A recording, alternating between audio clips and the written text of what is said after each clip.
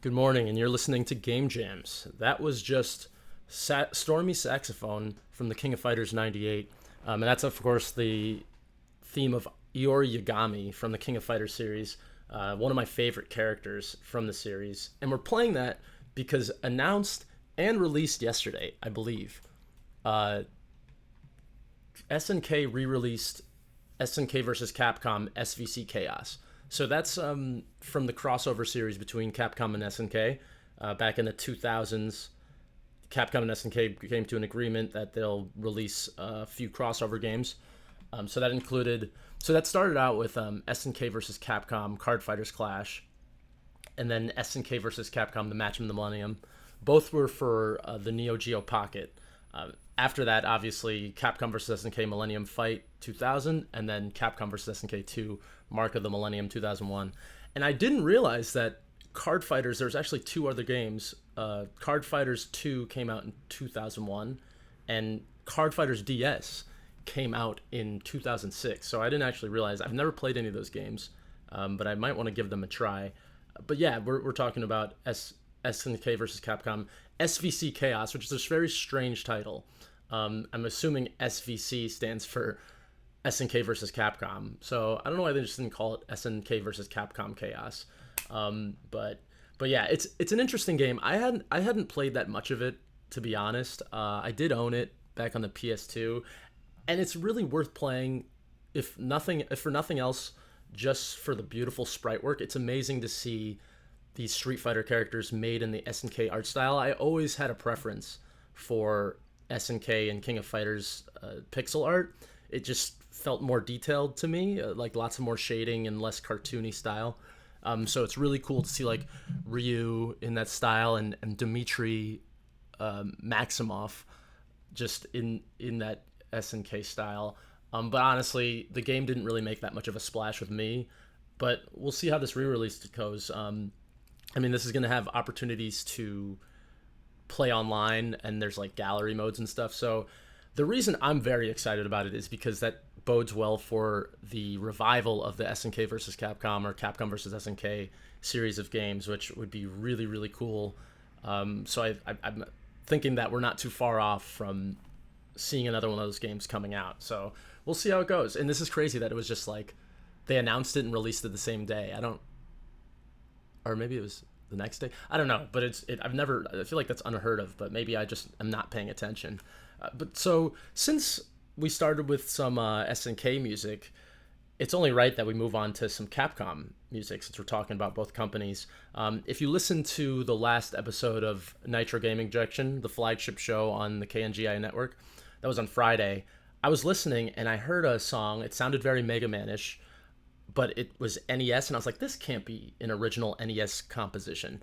Come to find out, I looked at it, and it was an NES remix of the Boomer Quanger theme from Mega Man X.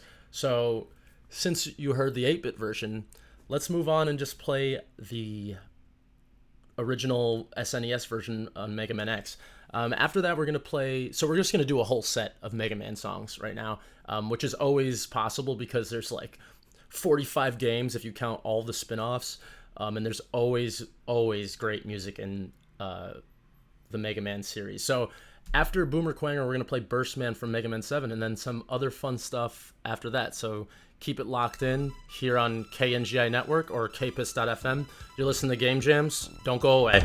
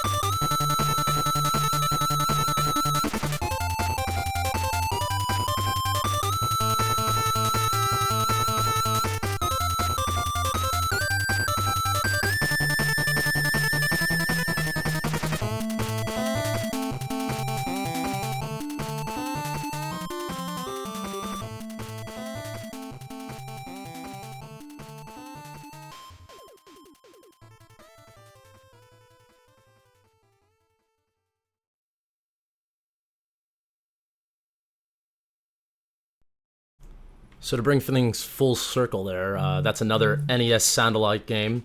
That's from Mega Man 9, but it's the Thunder Tornado from Tornado Man stage. That's by Ippo Yamada. And before that was Stone Man's theme from Mega Man 2, The Power Fighters, and that's the CPS2, that's the Capcom Arcade Systems Mega Man fighting type game. It's really interesting to listen to those compositions because it's basically remixes of Mega Man songs that kind of sound like they should play in Street Fighter Alpha, which is really cool. So that was a lot of fun. Since we ended on and that's by Masato Koda and Mari Yamaguchi. So since we ended off with a NES sound-alike, I figure we might as well let some NES music ride out. So we're gonna start that with Gates of Fort Firestorm from Super C. That's by Hideniro Mazawa and Yuichi Sakakura. And then we'll move on to Big Blag from Battletoads and Double Dragon by David Wise. Let's just get it going.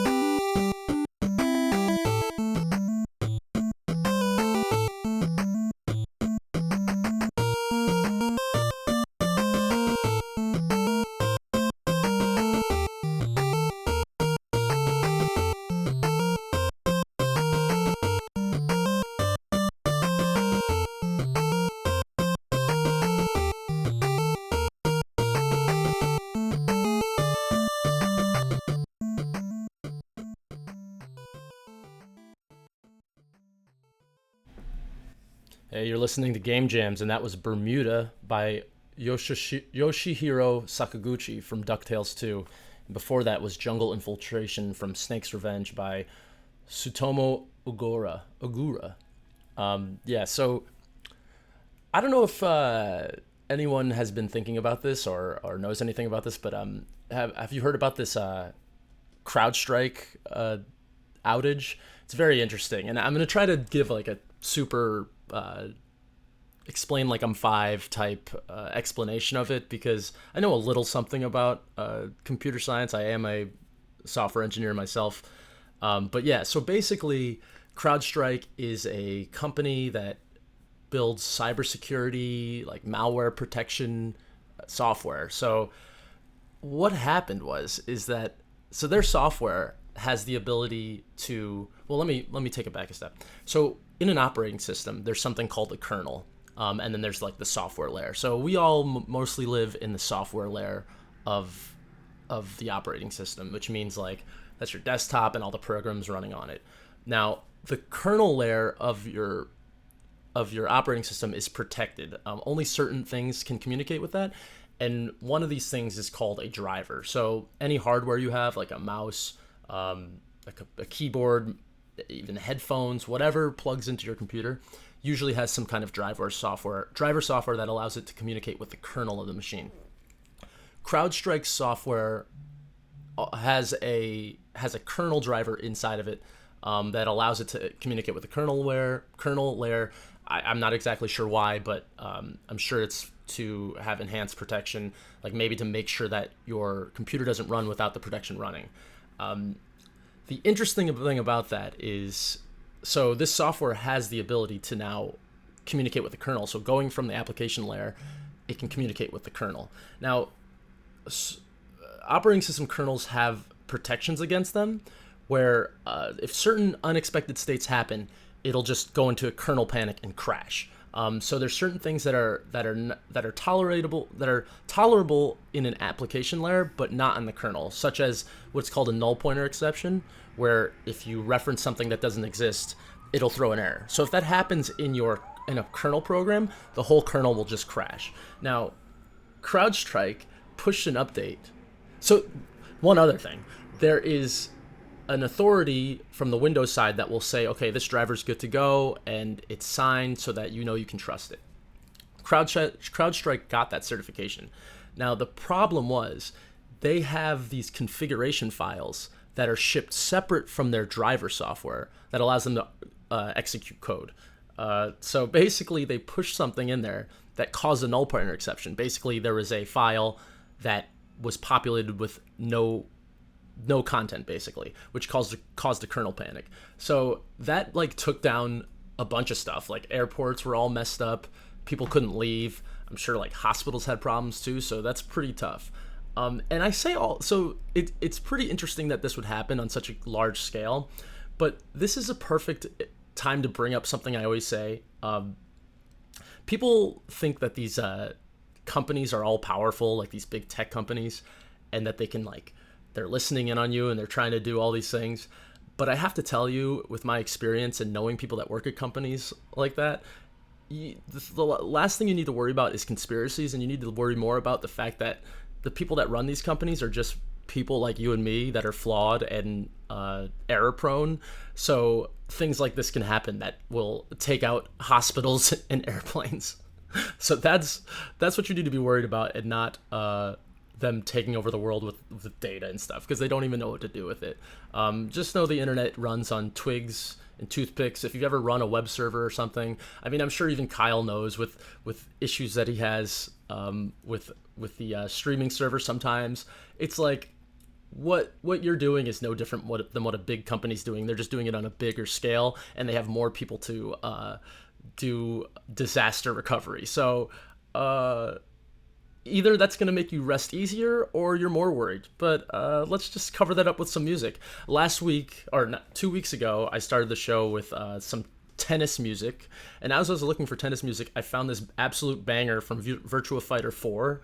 But I didn't think it was a good song to start or end the show with. But I'm going to play it now. And it's just called Stage Music 3 from Virtua Fighter 4.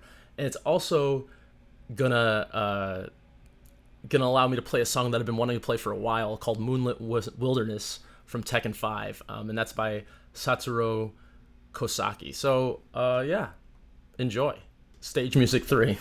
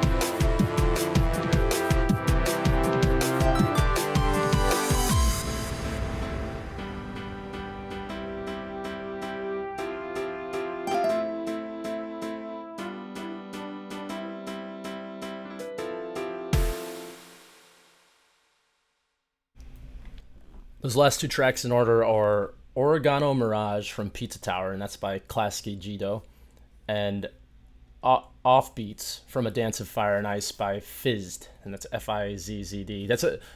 A Dance of Fire and Ice is a really fun indie rhythm game. It's like a one button game. So basically, you have these two rotating orbs, and you're basically leapfrogging over each other. I don't know if I'm explaining it well enough, but basically, you're on like a game board from an overhead view, and the orbs spin, and you basically want to time your button presses so that your orb lands on the next space. So it's interesting because you're either going along with like the melody of the song or the beat, depending on the way the spaces are lined up, and also based on the speed the two orbs are moving. So it's a really interesting, fun game. You can pick it up for like $6 on Steam. I bet it's 50% off on a sale. That's a good one. And speaking of indies, I actually played a couple really fun indies this past week by this company called Sylph Arcade on Twitter, if you want to find them. So that's SYLPH Arcade, Sylph Arcade. So they came on my radar because they're releasing this game called Dragon Blazers, which looks a lot like I think it was called Cheeky Cheeky Boys in in Japan, or maybe it was called Cheeky Cheeky Boys in the U.S. I don't remember, but it's also known as Wonder Twins, which is like fun little action arcade action platformer. Sorry, I have the thing going in the background. Yeah, so they're making a game that's reminiscent of that. The difference being it's more involved. Like Wonder Twins, basically you had like a sword slash and that's all. This game looks like it's like a full combat system, almost like it reminds me of Guacamelee, where you're walking around and you have combos and it's like beat 'em up ish and you're doing juggles and things like that. So it's like a beefed up version of Wonder Twins. At least that's what it looks like. And I have fond memories of that game, so that attracted me to this publisher and developer. But they made two really fun games that are precision platformers. The first one that came out is a game called Garlic. You can get this for $15 on Steam, and it's a very fun precision platformer, I'll say. Some people might be disappointed because it's not that punishing or difficult. You have a power meter that allows you to do a dash move, and it also allows you to attack enemies.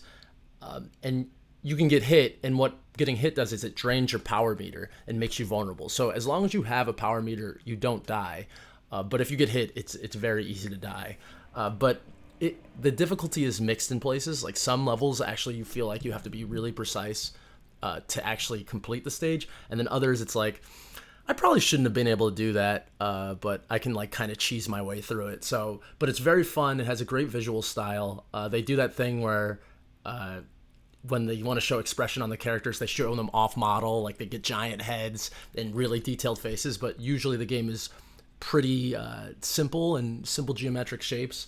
And I think it has like a Game Boy color palette, which they play with a lot by changing the color palette, and it completely changes the mood of the world. I think every world has a different palette, and it's like an 8-bit palette, so it's limited colors, but it really changes the aesthetic of everything. It's really interesting. After that, they came up with a game called Thrill Penguin, which honestly might be a better game, and it's only $4.99 on Steam. You have a much more limited move set. You're just a penguin that can like slide on their stomach and dive in the water. And I think having the more limited move set allowed for more creativity in the level design. So, but it's also the same thing of like a really unique visual style. There's a little less detail in this one, but they focus on the fact that it's like just pick up and play. Both these games are really good if you're like, I just have a couple minutes and I want to play something and pick it up and move on with my day and not be stuck playing video games all day. So without further ado, I'm just going to play a couple tracks from both those games. I'm going to start with Thrill Penguin.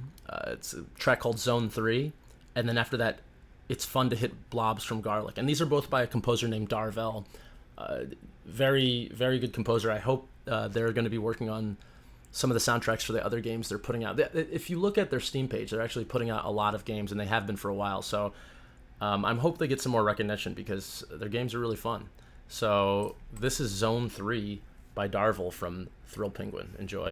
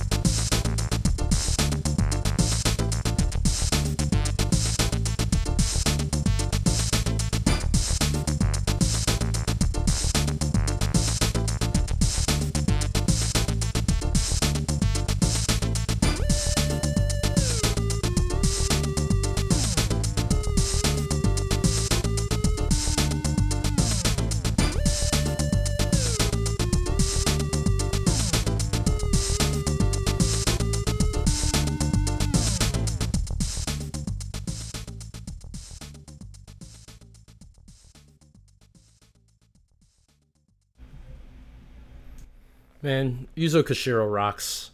That's from Super Adventure Island. It's a song called Ice Groove.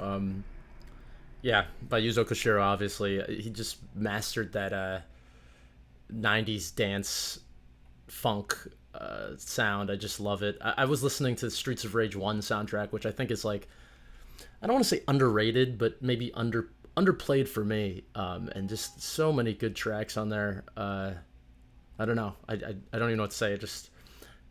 I think I'm impressed by the fact that like I've always loved like Streets of Rage 2 is probably one of the defining games for me that made me really want to be into gaming, and especially soundtracks. I was lucky to have that game when I was young, and I love Yuzo Koshiro, but like I've never listened to I've never played Super Adventure Island. I might just have to play it because the music is so good. And yeah, Yuzo rocks. I was scanning his Wikipedia page, and he's just done so much music that I haven't heard, and I need to just dive deeper. So yeah, I hope you enjoyed that as much as I did. Before that was a song called Slash Club from a game called Cool World, which is like an adult ripoff of, not adult in that level, but like rated R version of Who Framed Roger Rabbit in a way. And I didn't even know that existed, and let alone that they made a Super Nintendo game from it. But yeah, and I couldn't find an actual composer by that. It just said Painting by Numbers Sound Team. So it's one of those things where it's like, who knows who composed it, because the company just says everyone did. And before that was Under Magma from Ristar by Tomoko Sasaki. Yeah. So we're at the end of the show. I don't really think I have much else to say. If you had fun, let me know. If you didn't have fun, let me know. I love feedback, brutal or otherwise. If you want to leave a comment, we're on YouTube. It's Game Jam's radio show. Yeah, I got nothing else to say except let's end the show off with another Capcom song, because yeah, Capcom, or SNK versus Capcom SVC Chaos was just released, so get on there and play each other online and have some fun. Yeah, that's all we got. Thanks for listening to Game Jams. Have a great day.